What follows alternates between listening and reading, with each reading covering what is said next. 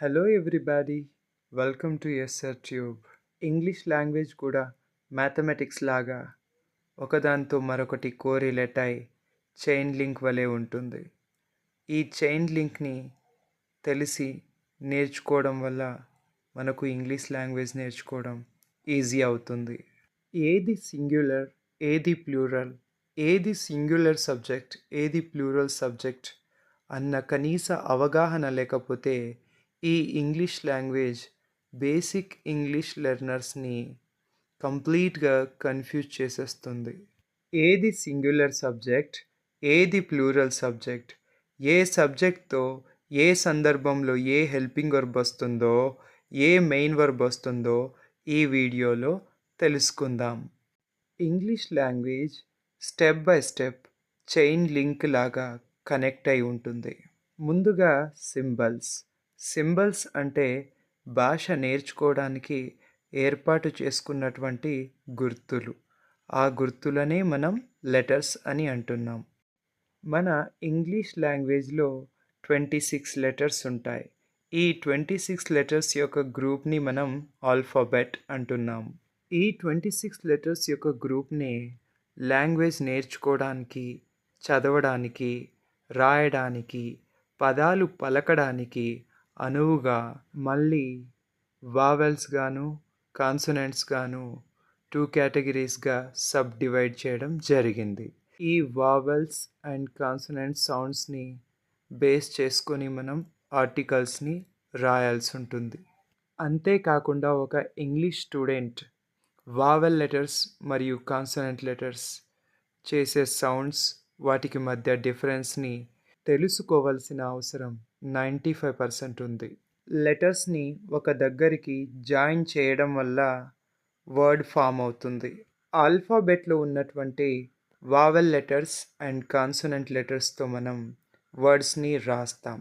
అయితే వర్డ్స్ స్ట్రాంగ్గా మీనింగ్ఫుల్గా ఉండటానికి వావెల్ లెటర్స్ గ్లూగా ఉండి ఇంపార్టెంట్ రోల్ని ప్లే చేస్తాయి. ఈ విధంగా వావెల్స్ అండ్ కాన్సనెంట్ లెటర్స్ హెల్ప్తో వర్డ్స్ని రాస్తాం. ఇంతవరకు మనం లెటర్స్ని యూజ్ చేసి మీనింగ్ఫుల్ వర్డ్స్ని ఎలా రాస్తామో చూసాం.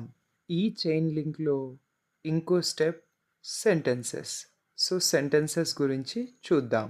ఇక్కడ డిస్ప్లే అవుతున్నటువంటి తెలుగు సెంటెన్సెస్కి ఇంగ్లీష్ ట్రాన్స్లేషన్ ఇవ్వడం జరిగింది. అది వర్డ్ టు వర్డ్ మీనింగ్ కరెక్టే, కానీ ఇంగ్లీష్ సెంటెన్సెస్ పరంగా దాని మీనింగ్ రాంగ్. ఎందుకంటే ఒక సెంటెన్స్ ఇంగ్లీష్లో ఫామ్ చేయాలి అంటే దానికి ఒక స్ట్రక్చర్ ఉంటుంది. ఆ స్ట్రక్చర్ని ఫాలో అయ్యి మనం సెంటెన్స్ రాయాల్సి ఉంటుంది. ఆ విధంగా రాస్తే ఆ సెంటెన్స్కి కరెక్ట్ మీనింగ్ వస్తుంది. ఇంగ్లీష్ లాంగ్వేజ్లో ఒక సెంటెన్స్ని ఫామ్ చేయడానికి కావలసిన రూల్ వచ్చేసి subject, verb, object.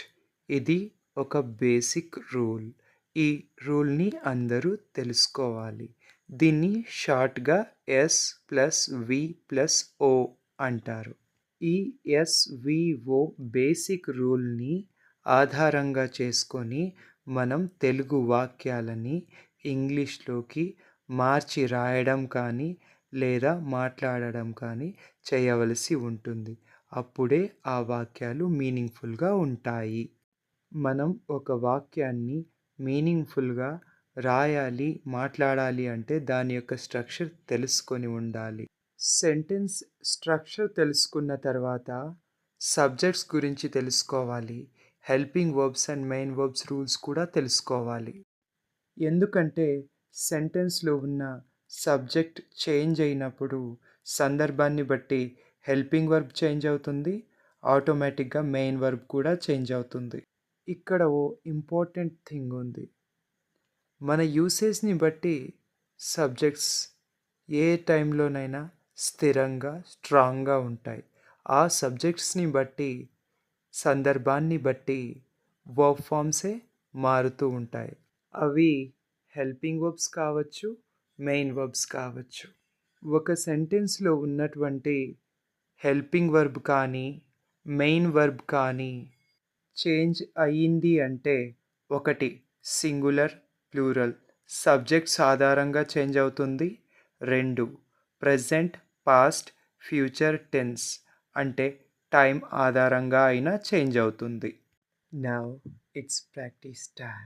Let us practice.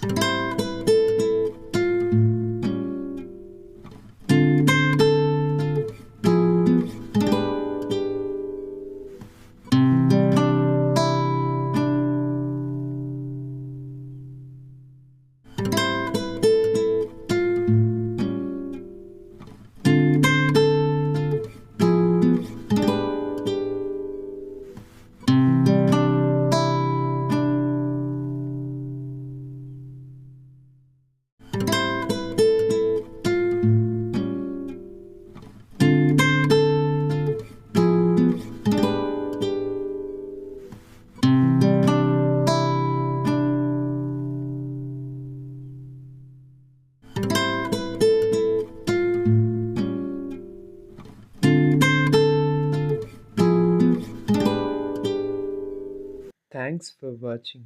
Thank you so much.